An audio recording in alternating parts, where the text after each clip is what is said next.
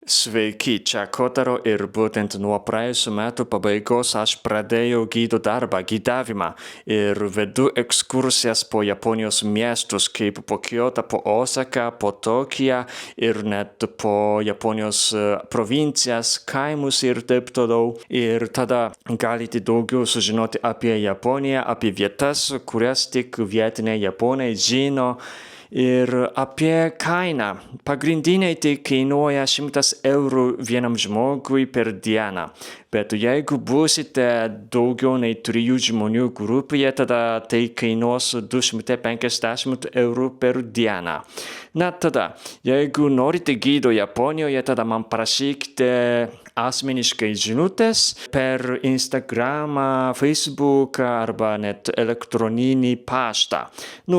Galite rasti video aprašyme ir aš laukiu jūsų žinutės. Ir per mano gidavimą galite daug daugiau galite sužinoti, pamatyti Japoniją. Ačiū. Sveiki, kaip gyvenate, čia Kotaro ir dabar esu Osakoje. Tai yra Osakos pilis ir originali pilis buvo pastatyta čia 16 amžiuje. O vieta, ant kurios ši pilis buvo pastatyta, yra aukštesnė vieta. Aplink pilį yra žemesnė vieta, todėl galima pamatyti, kas vyksta aplink pilį. O ši vieta yra aukštesnė, nes senovėje čia buvo Kyšulys ir būtent šita Osakos pilis yra Kyšulio gale. Ir kai šita Osakos pilis buvo pastatyta viduramžiais, iš nuo Kyšulio galo galima pamatyti ir Kyotą. Todėl tuo metu šios pilies lokacija buvo strategiškai labai tinkama ir gera. Bet tai strategiškai gera ir tinkama tik šiaurinėje dalyje. O pietinėje dalyje nėra tokios vietos. O pietinėje dalyje nėra vietos, kur galima buvo pamatyti aplinkui. Todėl tuometinis pilies valdytojas nusprendė iškasti griovius pilies pietinėje dalyje. Aplink pilį yra toks griovys, bet tuometinis valdytojas Toyotomi Hideyoshi sugalvojo daugiau iškasti tokius griovius aplinkui. Ir atvyko į vietovę pavadinimu Karahori. Ši vieta yra įsikūrusi beveik 1,5 kilometro iš Osakos pilies. O šios vietovės pavadinimas Karahori tai reiškia tuščias griovys. Ir būtent šioje vietovėje buvo griovys, tuščias griovys, kad saugotų Osakos pilies pietinę dalį. Ir būtent vis dar šioje vietoje lieka tuometinis griovys, kuris buvo pastatytas 16 amžiuje. Dabar esu ant griovio ir taip atrodo. Ir iš apačios taip atrodo griovys. Kai Osakos pilis buvo pastatyta, iškasė žemę ir atsirado ši vieta. Sakoma, kad siena tuo metu dar buvo aukštesnė ir buvo net 10 metrų aukščio. O būtent šioje vietoje, Karahorije, daug lieka senų pastatų, kurie buvo pastatyti beveik prieš 100 metų. O pats Osakos miestas buvo smarkiai bombarduotas Antrojo pasaulinio karo metu ir Osakoje dėl to labai mažai senų pastatų lieka. Bet ši vieta Karahori nebuvo bombarduota, todėl čia vis dar lieka seni pastatai.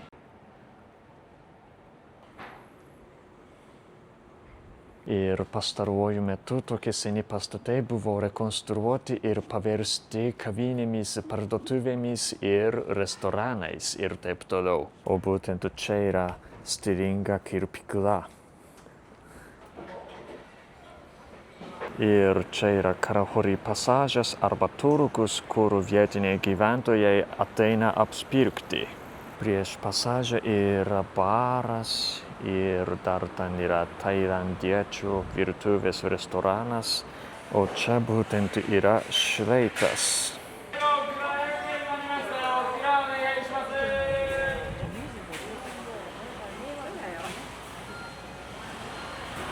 Ir čia yra parduotuvė, kur galima pirkti daržoves, vaisius.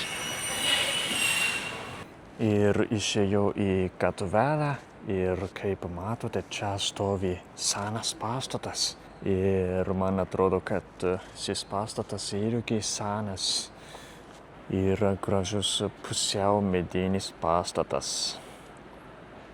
Ir prieš jį stovi toks modernus pastatas, šiek tiek primena Šnipiškes.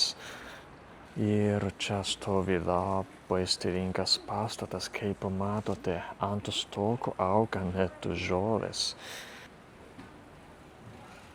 O šitame pastate yra kinų virtuvės restoranas ir kavinė.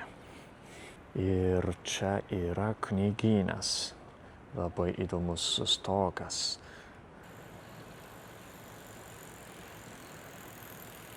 Ir čia yra toks stilingas baras.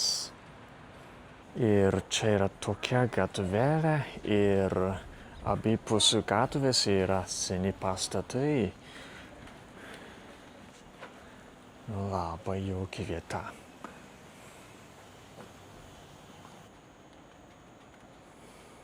Matote, beveik miesto centre lieka toks medinis pastatas. Wow.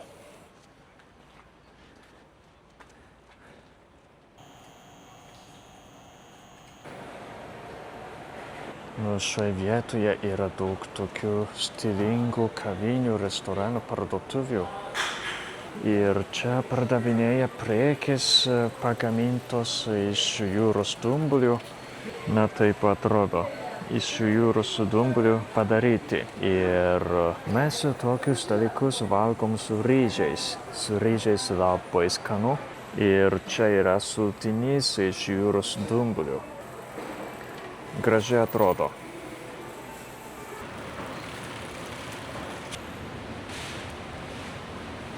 O čia yra tofu parduotuvė.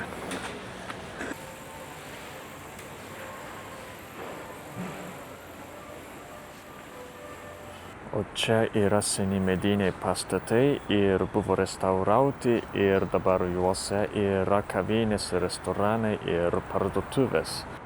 Ir kaip matote, yra stilingas pastatas ir yra kontrastas kaip Šnipiškės. Ir šioje vietoje yra tiek parduotuvių, kavinių, restoranų. Iš viso yra net 14.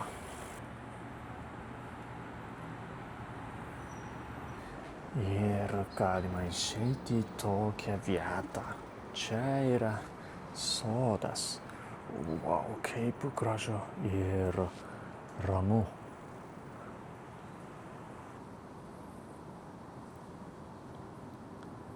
O čia yra, nežinau, baras galbūt. Dabar uždaryta. Viduje taip atrodo. Labai gražus interjeras, kaip matote. Labai jauku.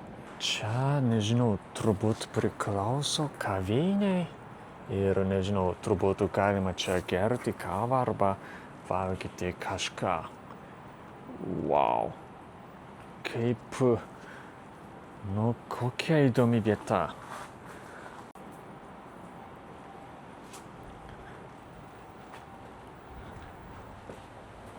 Ir dar tokia vieta yra.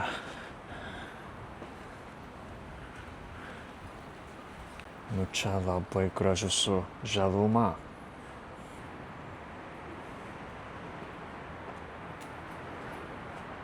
Ir šioje vietoje yra kavinės, todėl dabar aš užeisiu į vieną iš jų.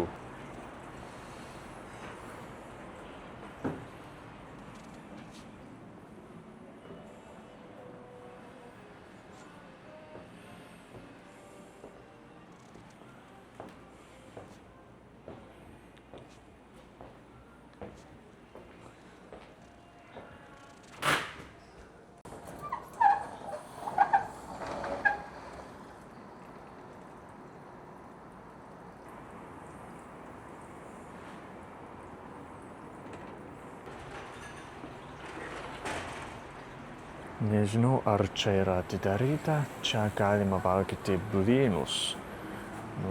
Gal eisiu.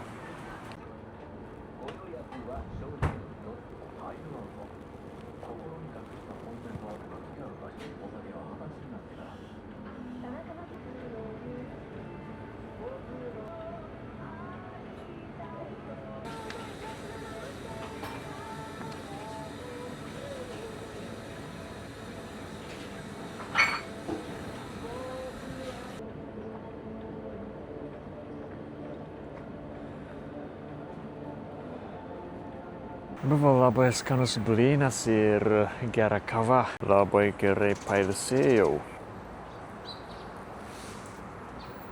Šiandien tai buvo apie unikalią vietą Osakoje. Ačiū, kad žiūrėjote ir iki. Sveiki visiems! Neseniai pradėjau YouTube kanalo narystę ir įkėlusiu labai daug video iš Japonijos ir tada galite sužinoti ir išmokti daugiau apie Japoniją. Na, todėl prisijunkite prie mano YouTube kanalo narystės. Ačiū!